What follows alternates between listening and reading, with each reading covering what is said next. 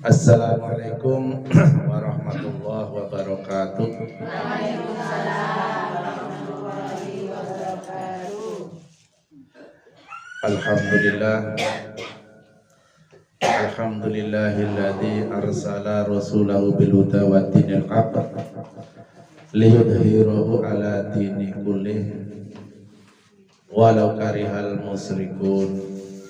Asyhadu an la ilaha illallah wahdahu la syarika lah wa asyhadu anna Muhammadan abduhu wa rasuluh la nabiyya ba'da. Allahumma shalli wa sallim wa barik ala sayyidina Muhammad wa ala alihi wa sahbihi wa mawala. Qala rabbi ishrah li sadri wa yassir li amri wahlul 'uqdatam min lisani yafqahu qawli, amma ba'du. Ibu-ibu jamaah wirid Al-Ikhlas RK3 Dusun Gajah Mukti, Kampung Langsa Permai, rahimahumullah. Wabil khusus tuan rumah yang berbahagia, yang engkang kula mulyakaken. Pertama dan terutama, marilah kita memanjatkan puji syukur kehadirat Allah Subhanahu wa Ta'ala dengan mengucapkan alhamdulillahirabbil alamin, yang mana pada sore hari ini syukur alhamdulillah kita masih diberi nikmat oleh Allah berupa bisa merasakan nikmat. Nikmate niku bisa merasakan nikmat. Selagi lidah kita bisa merasakan asine uyah, masih bisa merasakan napa pedese lombok, nah itu berarti kita masih diberi oleh Allah beri nikmat untuk merasakan nikmat tersebut. Ya, karena itu adalah nikmat Allah, perlu kita syukuri dengan mengucap alhamdulillahirabbil alamin. Dan tak lupa juga salawat teriring salam, monggo kita sampaikan kepada junjungan kita Nabiullah Muhammad sallallahu alaihi wasallam biqaulina Allahumma shalli ala sayyidina Muhammad wa ala alihi wa sahbihi ajmain. Ibu-ibu jamaah sekalian rahimakumullah, Allah Subhanahu wa Ta'ala sampun dawuhaken, ya ayyuhalladzina amanu taqullaha wa qulu qawlan sadida yuslih lakum a'malakum wa yaghfir lakum dzunubakum wa may yuti'illaha wa rasulahu faqad faza fawzan 'azima. Artosipun, hai orang-orang yang beriman, bertakwalah kamu kepada Allah Subhanahu wa Ta'ala, dan berkatalah dengan perkataan yang benar, maka yuslih lakum, maka Allah akan memperbaiki kalian semua, memperbaiki akhlak kalian semua. Wa yaghfir lakum, lalu Allah akan mengampuni kamu sekalian. Wa may yuti'illah, barang siapa yang taat kepada Allah dan taat kepada Rasulahu dan taat kepada Rasulnya Allah, faqad faza, maka orang itu akan benar-benar beruntung. Teman-teman bejo bahasa Jawa nih, fauzan azima, dengan keberuntungan yang besar.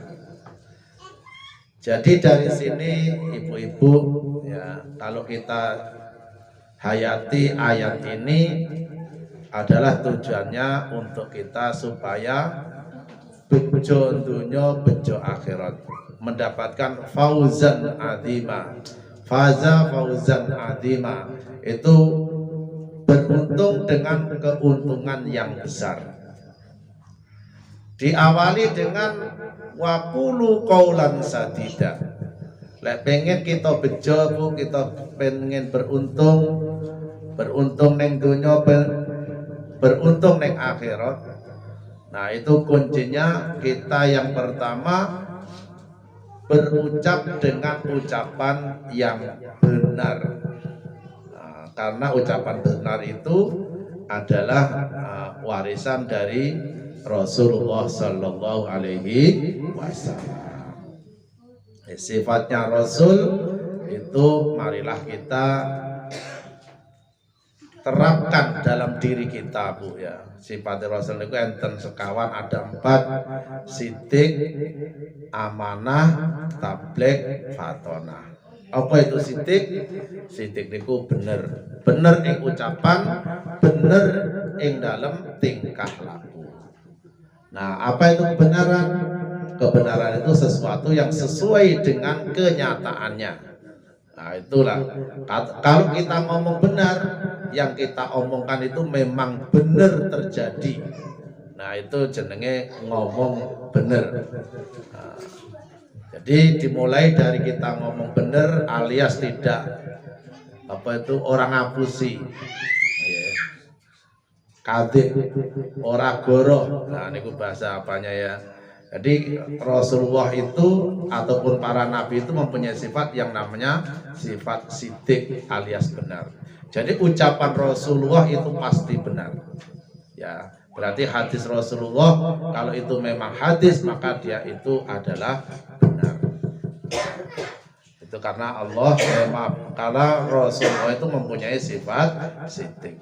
Sifat yang kedua dari sifat Rasulullah ataupun para nabi itu adalah amanah. Amanah itu iso dipercaya. Dititipi loro dikekne loro, nggih. Dititipi telu dikekne telu. Dititipi omongan A ya disampaikan A. Nah, itulah namanya amanah. Iso dipercaya. Kalau dititipi barang, maka barang itu tidak hilang, tidak kurang. Itu amanah. Kalau disuruh mengerjakan sesuatu, dia kerjakan sesuai dengan yang dipesankan, sesuai dengan aturan yang berlaku. Selanjutnya sifat Rasul yang ketiga, tabligh. Nah, tabligh ini berhubungan dengan ilmu. Jadi kalau kita, kata Rasulullah Sallallahu Alaihi Wasallam, balighu anni walau ayah, sampaikanlah dariku biarpun satu ayat. Nah, jadi lek jenengan paham ilmunya Allah, monggo disampaikan. Mari sama-sama kita ajarkan anak-anak kita. Lek jenengan iso sholat terus iso ngajar anaknya, monggo diajar. Jenengan bisa ngaji, ojo sampai anaknya ora iso ngaji. Lek kita ora iso ngaji, anaknya tetap kudu iso ngaji. Ojo mewariskan kebodohan. Ya, artinya ora iso ngaji kan bagian dari kebodohan, tidak bisa membaca Al-Quran. Jadi kalaupun kita tidak bisa membaca Al-Quran, ojo sampai anak kita itu tidak bisa membaca Al-Quran. Ya. Karena anak kita pandai mengaji, anak kita beribadah, anak kita bersedekah, itu semuanya akan kembali kepada kedua orang tuanya. Jadi api lek didik anak, maka keapian itulah yang akan kembali kepada kita. Dan seandainya jelek buruk anak kita, maka keburukan itu juga akan kembali kepada kita. Karena anak itu bagian dari jariah, ya, jariah kita. Kalau dalam hadisnya awaladin solihin yad'ulah. Ya, jadi anak itu akan membantu kita, ya. Ketika kita sudah mati, kalau anaknya faham, maka akan didoakan, ya, didoakan untuk diampuni dosa-dosanya. Ya, seperti kita mendoakan orang tua kita.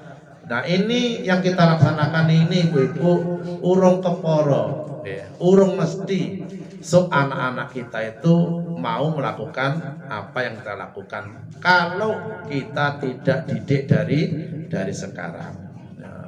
Kita bisa begini, bisa mendoakan setiap Jumat, kita doakan orang tua kita, saudara kita, mbah-mbah kita, betapa berterima kasihnya mereka semua. Terus sifat Rasul yang keempat yaitu fatonah. Nah ini fatonah ini yang agak sulit ya. Fatonah ini karena berhubungan dengan kecerdasan yang diberikan oleh Allah Subhanahu wa taala. Kecerdasan kita memang bisa kita latih dengan sekolah, dengan belajar. Namun kecerdasan yang hakiki adalah kecerdasan yang diberikan oleh Allah Subhanahu wa taala. Artinya apa tuh? Kecerdasan di sini bisa membaca situasi, ngerti hakikate ilmu. Nah itulah jenenge fatonah, cerdas. Yo cerdas pikire, lantip panggraitane. Atine niku landhep, gampang ngerti. Lah niku jenenge cerdas fatonah. Jadi lek cerdas otak ya sekolah, ranking niku cerdas. Nah, tapi kecerdasan yang hakiki adalah kecerdasan yang diberikan oleh Allah Subhanahu wa taala sehubungan dengan ilmu hakikat. Ya hakikat ilmu. Jadi kalau kita salat itu ada ilmunya, juga ada yang namanya hakikatnya. Hakikatnya salat apa? Manise salat niku nopo. Nah itulah kalau kita diberi oleh Allah kecerdasan ini maka akan faham yang nikmatnya salat. Nah, oleh urung iso ya berarti seurung tekan pada nikmatnya salat. Nah, kita berkata benar itu karena mencoba meniru, mewarisi sifat daripada Rasulullah Sallallahu Alaihi Wasallam.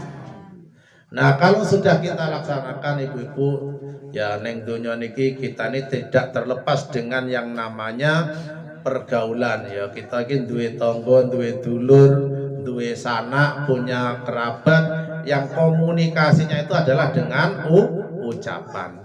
Maka azamkanlah, niatkanlah kalau kita mengucap jangan sekali-kali kita itu berbohong. Berbohong itu apa? Yang kita omongkan itu tidak sesuai dengan kejadian yang sebenarnya. Ya kejadiannya A diomongnya B. Lah niku jenenge bohong. Itu jangan sampai terjadi. Atau iki regane 10.000, diomongne iki regane 100.000 misalkan. Nah, itu namanya juga tidak sesuai kenyataannya. Ya kenyataannya 10.000 kok diomongne 100.000. Kalau sudah demikian, ya harapan kita yuslih lakum a'malakum. Allah sing beneri, Allah sing ngapii amal kita. Ya. Amal kita niku disetir kalian Gusti Allah. Ora kok kita niku jujuk apik dhewe. Ya kita beramal, berusaha, namun yang mengiring kita pada kebaikan yang sejatinya adalah Allah Subhanahu wa taala. Maka kita dianjurkan untuk memperbanyak bacaan la haula wala quwata illa billahil aliyyil azim. Di dalam setiap sholat juga Bu, kita tuh kalau berdoa di dalam surat Al-Fatihah itu iyyaka na'budu wa iyyaka nasta'in. Nah, itu kita ngibadah kepada Allah dan juga kita minta pertolongan kepada Allah Subhanahu wa taala. Itu yang sebenarnya itu adalah iyyaka nasta'in dulu baru iyyaka na'budu. Karena tanpa pertolongan Allah kita tidak bisa beribadah kepada Allah Subhanahu wa taala. Jadi njaluk tulung dhisik, awake sehat, awake kuat, itu baru nanti ibadahnya lancar. Dan selanjutnya ya mudah-mudahan kita ning donya Bu dikasih anugerah oleh Allah itu menjadi amal yang baik, amal yang soleh. Jadi ning donya iki ya mudah-mudahan Allah itu mengizinkan kita menjadi orang-orang yang mengumpulkan amal soleh. Karena kalau kita menghadap Allah itu yang berarti adalah amal soleh kita, ya kan? Yuslih lakum a'malakum. Selanjutnya wa yaghfir lakum dzunubakum. Lewis kita amalin soleh, harapannya ketika kita sebelum menghadap Allah Subhanahu wa taala itu akan mendapat ampunan dari Allah Subhanahu wa taala. Ibu-ibu jenengan gadah dosa napa mboten? Gadah. Kathah napa kathah? Kathah. Alhamdulillah ngaku.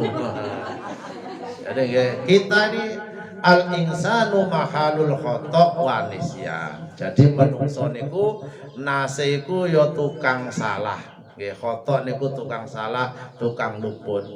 Kathik ditambah wanisyan tukang lali, wis salah luput niku nggih gampang lali. Nah itulah manungsa. Dadi wajar mawon kita niku duweni dosa ingkang kathah, mempunyai dosa yang banyak. Namun kalaupun kita punya dosa, Allah memberikan cara bagaimana dosa itu supaya diampuni. Yaitu wa yaghfir lakum dzunubakum. Allah mengampuni dosa kita setiap kita sholat. Bu ya, sholat 5 waktu itu sebagai sarana untuk menghapus dosa, untuk memberikan ampunannya Allah Subhanahu wa taala. Jadi setiap kita sholat diampuni dosa kita. Ya, dosa di antara zuhur dan asar diampuni waktu asar. Doa di antara asar dan maghrib diampuni oleh Allah pada waktu maghrib. Sehingga digambarkan oleh Rasulullah SAW, umat Islam itu yang melaksanakan sholat 5 waktu itu ibaratnya hidup di depan rumahnya itu ada sungai. Ya, di depan rumah itu ada sungai. Lalu orang itu mandi setiap harinya itu 5 kali. Ya, 5 kali itu 5-nya itu maksudnya sholat. Nah, kalaulah sudah mandi 5 kali, pertanyaannya apakah masih ada bolote? Nah, tentunya nggih mboten resik sik. Nah niku Bu nggih. Nah, kalau kita mandi sehari 5 kali, niscaya kotoran utawa daki utawa bolot ning awak ini, nah niscaya sudah bersih dan bersih. Nah, itulah daki itu diumpamakan dosa. Ya, sungai itu diumpamakan sebagai pengampunan Allah Subhanahu wa taala. Jadi alhamdulillah kalau kita digiring, diberi kesempatan oleh Allah untuk melaksanakan sholat 5 waktu, nah ini maka sekaligus nanti Allah akan memberi ampunan kepada kita semua. Itulah yang digambarkan dengan wa yaghfir lakum dzunubakum. Itu diawali dari perkataan yang benar. Nah, wis kataan benar terus dijadikan amal kita ini amal yang baik, di golongan wong apik. Nah, setelah itu akan mendapat ampunan dari Allah Subhanahu wa taala. Kalau sudah demikian, Bu, ya mudah-mudahan termasuk jamaah kita ini, jamaah Al-Ikhlas ini akan menjadi faqad faza fauzan azima, menjadi orang yang beruntung dengan keuntungan yang besar, bejo dunya bejo akhirat. Nah, mungkin itu saja yang dapat kami sampaikan. Lebih dan kurang kami mohon maaf yang sebesar-besarnya. Akhirul kalam, wallahul muwaffiq ila aqwamit thoriq. Wassalamualaikum warahmatullahi wabarakatuh.